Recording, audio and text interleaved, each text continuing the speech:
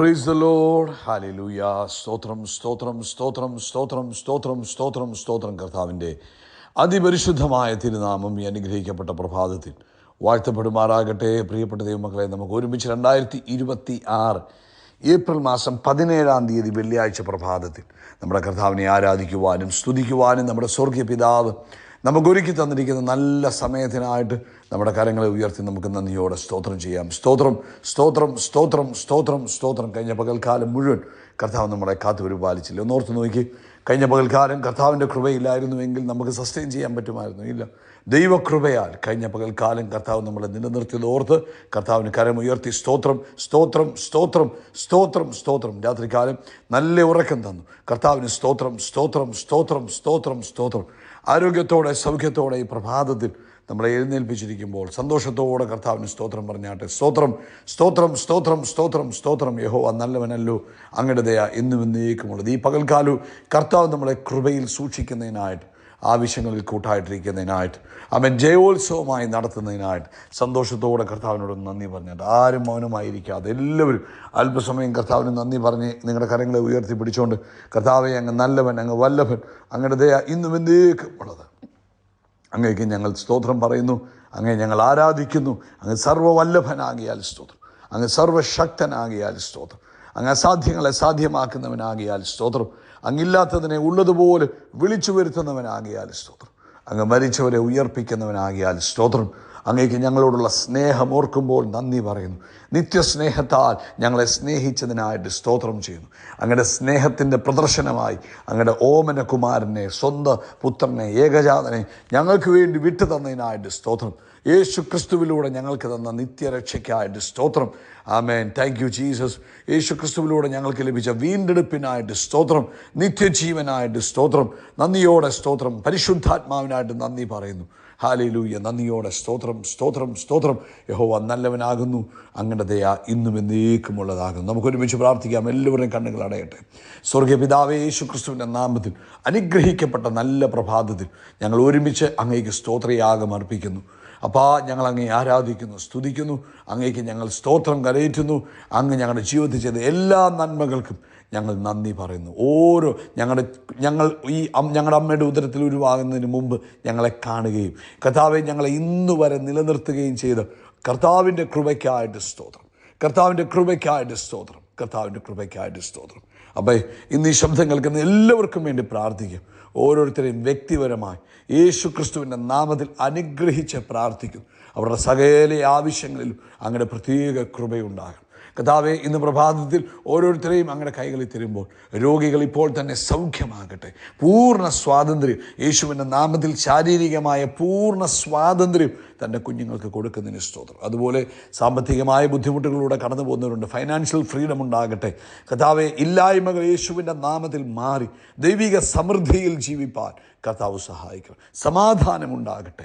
കർത്താവിൻ്റെ കൃപ കൊണ്ട് തൻ്റെ കുഞ്ഞുങ്ങളെ പൊതിയുന്നതിനായിട്ട് സ്തോത്രം. പ്രത്യേകിച്ച് ഇന്ന് പ്രഭാതത്തിൽ കൺപിരിയത്തിൽ വേദനയാൽ ഭാരപ്പെട്ടിരിക്കുന്നവർ സൗഖ്യമാകട്ടെ.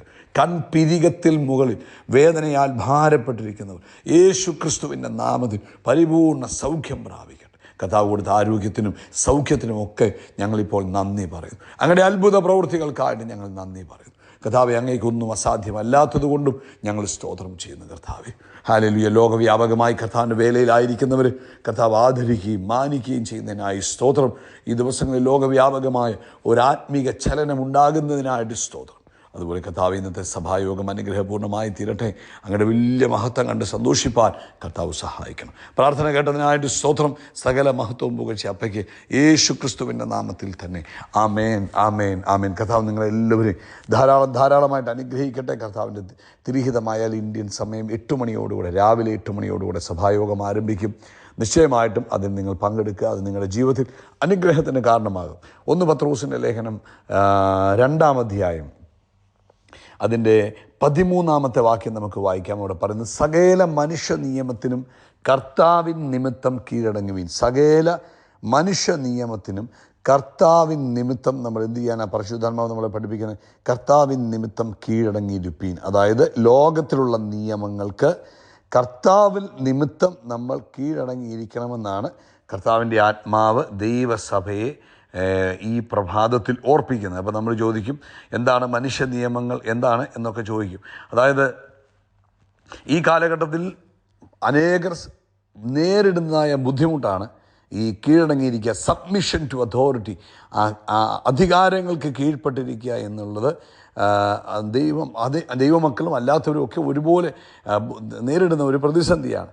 അതായത് ഇവിടെ പറഞ്ഞിരിക്കുന്നത് നമ്മൾ നോക്കിക്കഴിഞ്ഞാൽ ഇതിൻ്റെ അർത്ഥം ഇത് ഭയം കൊണ്ട് കീഴടങ്ങിയിരിക്കുക എന്നല്ല.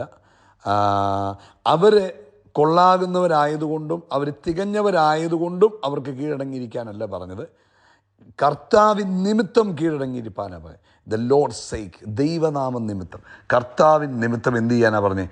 കീഴടങ്ങിയിരിക്കാനാണ് നമ്മളോട് പറഞ്ഞിരിക്കുന്നത്. എന്താണ് ഈ കീഴടങ്ങിയിരിക്കുക എന്ന് പറഞ്ഞാൽ? അതായത് അധികാരത്തിന് അനുസൃതമായി ജീവിക്കുക. അതായത് അതിന് ആ discipline, walk in order and discipline, ഓർഡറിലും ഡിസിപ്ലിനിലും. അതായത് എന്താണോ ആ നിയമം പറഞ്ഞിരിക്കുന്നത്, അധികാരി പറഞ്ഞിരിക്കുന്നത്, അതിനനുസൃതമായിട്ട് ജീവിക്കുക. എന്തുകൊണ്ടാണ് ഇത് ദൈവവചനത്തിൽ വരുവാൻ കാരണം ദൈവം, നമ്മുടെ കർത്താവിൻ്റെ ഒരു പ്രത്യേകതയാണ്. കർത്താവ് ഈ അധികാരങ്ങൾക്ക് കീഴ്പ്പെട്ടു പോകണം, അല്ലെങ്കിൽ അതിനോട് തീരുമാനമായിട്ട് പോകണം, അതിനോട് നിരപ്പായിട്ട് പോകണം എന്നുള്ളത് കർത്താവിൻ്റെ ഒരു പ്രത്യേകതയായിരുന്നു. അപ്പം കാരണം God is A God of ഓർഡറുകൾ, അതായത് അതിൻ്റേതായ ക്രമീകരണങ്ങളിൽ പോകണമെന്ന് കർത്താവ് ആഗ്രഹിക്കുന്നു. സ്വർഗത്തിൽ തന്നെയാണെങ്കിൽ ഒരു സ്ട്രക്ചറുണ്ട്, ദൈവരാജ്യത്തിൻ്റെ അതോറിറ്റിയുണ്ട്. ആമേൻ. എപ്പോഴും ദൈവരാജ്യത്തിൻ്റെ ജീവൻ അല്ലെങ്കിൽ നന്മകൾ ഒഴുകുന്നത് അതിനോട് അലൈനായി നിൽക്കുമ്പോൾ, അല്ലെങ്കിൽ അതിനോട് ചേർന്ന് നിൽക്കുമ്പോൾ. യേശുവിനെ നമ്മൾ നോക്കുമ്പോൾ, യേശു ഈ ഭൂമിയിലായിരിക്കുമ്പോൾ യേശു ഭൂമിയിലുള്ള അധികാരങ്ങൾക്ക് കീഴ്പ്പെട്ടാണ് നിന്നത്. ഈ യേശു കീഴ്പ്പെട്ട് നിന്നത് ഈ യേശുവിൻ്റെ മുകളിലുള്ള ഭൗമിക നിലയിലുള്ള അധികാരികൾ പെർഫെക്റ്റ് ആയതുകൊണ്ടല്ല, പക്ഷേ കർത്താവ് ഈ ദൈവഹിതപ്രകാരം നടന്നതുകൊണ്ട് ആമേൻ അധികാരങ്ങൾക്ക് കീഴ്പ്പെട്ട് നിന്നാണ് ജീവിച്ചു. അപ്പോൾ നമ്മൾ മനസ്സിലാക്കേണ്ട കാര്യം ഇത് എന്ന് വെച്ചാൽ, ഈ അധികാരികൾ പാപം ചെയ്യാൻ പറഞ്ഞാൽ പാപം ചെയ്യണമെന്നല്ല അതിൻ്റെ അർത്ഥം. അല്ലെങ്കിൽ നമ്മുടെ വിശ്വാസത്തെ നമ്മൾ അവഗണിക്കണം, ത്യജിക്കണം, കോംപ്രമൈസ് ചെയ്യണമെന്നല്ല അതിൻ്റെ അർത്ഥം. പക്ഷേ അതിൻ്റെ അർത്ഥം എന്നാന്ന് ചോദിച്ചാൽ, ബഹുമാനിക്കുക, അധികാരികളെ ബഹുമാനിക്കുക. എന്തുകൊണ്ട്? ഞാൻ ദൈവത്തിന് വിധേയപ്പെട്ട് ജീവിക്കുന്നത് കൊണ്ട് ദൈവിക കൽപ്പനയാണ് അധികാരങ്ങളെ ബഹുമാനിക്കണമെന്നുള്ളത്. അപ്പോൾ ഉദാഹരണം പറഞ്ഞാൽ, ഇപ്പം നമ്മളൊരു വണ്ടി ചുമല ലൈറ്റ് കത്തി നിൽക്കുമ്പോൾ വണ്ടി നിർത്തുന്നു. അത് ലൈറ്റ് ശക്തിയായി, അല്ലെങ്കിൽ ലൈറ്റ് നമ്മളെ പിടിച്ചെടുക്കും എന്നുള്ളത് കൊണ്ടല്ല, അല്ലെങ്കിൽ ആ ചുമല ലൈറ്റ് കത്തിക്കുന്ന സിഗ്നൽ ഭയങ്കര ശക്തനായതുകൊണ്ടല്ല. പക്ഷേ അതൊരു നിയമമായതുകൊണ്ട് നമ്മൾ എന്ത് ചെയ്യുന്നു? ആ നിയമത്തെ അനുസരിക്കുന്നു. എപ്പോഴും ഓർത്തോണം, ആ നിയമത്തിന് വിരുദ്ധമായി നടക്കുമ്പോൾ അവിടെ എപ്പോഴും ഒരു അരിക്ഷിതാവസ്ഥ ഉണ്ടാകുവാൻ സാധ്യതയുണ്ട്.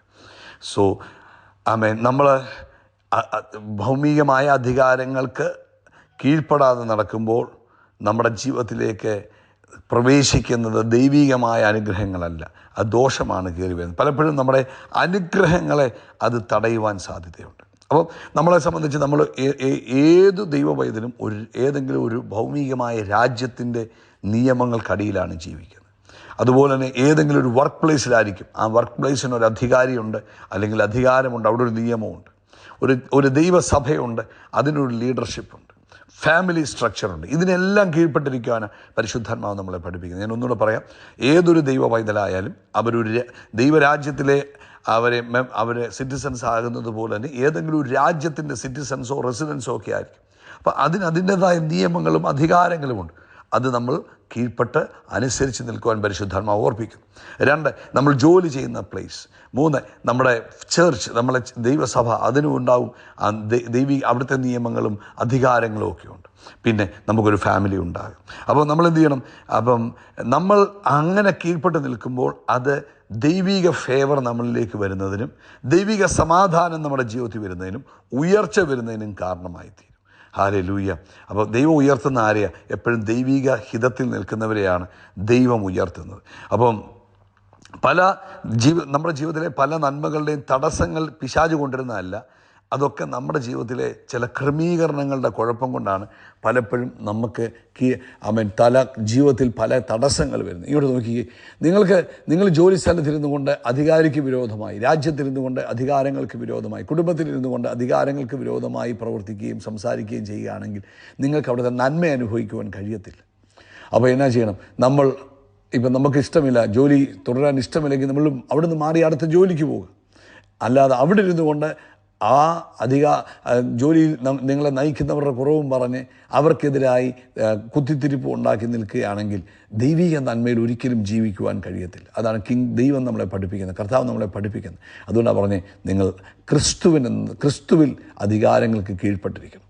അതുകൊണ്ട് പ്രിയപ്പെട്ടവരെ, ഇന്ന് പരിശുദ്ധാത്മാവിൽ നമ്മൾ പ്രാർത്ഥിക്കണം, കർത്താവെ കീഴ്പ്പെട്ടിരിപ്പാൻ എന്നെ ദൈവം എവിടെയാക്കി വെച്ചിരിക്കുന്നോ ആ അധികാരങ്ങൾക്ക് അനുസൃതമായി ജീവിപ്പാൻ കർത്താവ് എന്നെ സഹായിക്കണം. കരങ്ങളെ ഉയർത്തി ഒന്ന് പ്രാർത്ഥിച്ചാട്ട്. ആമേൻ. അതൊരു ഡിവൈൻ ഓർഡറാണ്, അതൊരു ഡിവൈൻ ബ്ലെസ്സിങ്സിന് മുഖാന്തരമായി തീരും. ആമേൻ. അങ്ങനെ ജീവിപ്പാൻ കർത്താവിൻ്റെ ആത്മാവ് നമ്മളെ ഓർപ്പിക്കുന്നു. പിതാവേ, നിൻ്റെ കുഞ്ഞുങ്ങൾക്കായിട്ട് ഞാൻ പ്രാർത്ഥിക്കുക. ഞങ്ങൾ ഒരുമിച്ച് പ്രാർത്ഥിക്കുന്നു. ദൈവമക്കൾ എപ്പോഴും കീഴ്പ്പെട്ട് ജീവിക്കുന്നവരായി, അധികാരികൾക്കും കീഴ്പ്പെട്ടിരിക്കുന്നവരായി തീരുവാൻ കർത്താവ് സഹായിക്കണം. യേശുവിൻ്റെ നാമത്തിൽ തന്നെ. ആമേൻ, ആമേൻ, ആമേൻ. കൈകളെ ഉയർത്തി പറയാം. കർത്താവിൻ്റെ തലയെ എണ്ണ കൊണ്ട് അഭിഷേകം ചെയ്യും. എൻ്റെ പാനപാത്രം നിറഞ്ഞു കവിയും. നന്മയും കരുണയും എൻ്റെ ആയുഷ്കാലമൊക്കെയും എന്നെ പിന്തുടരും. ഹല്ലേലൂയ, ആമേൻ. നമ്മൾ ആകാശത്തിലെ നക്ഷത്രങ്ങൾ പോലെ, കടൽക്കരയിലെ മണൽത്തരി പോലെ അത്യന്തം വർദ്ധിച്ചു പെരുകും. We are blessed, we are really blessed, we are permanently blessed and highly favoured. God bless you, God bless you, God bless U.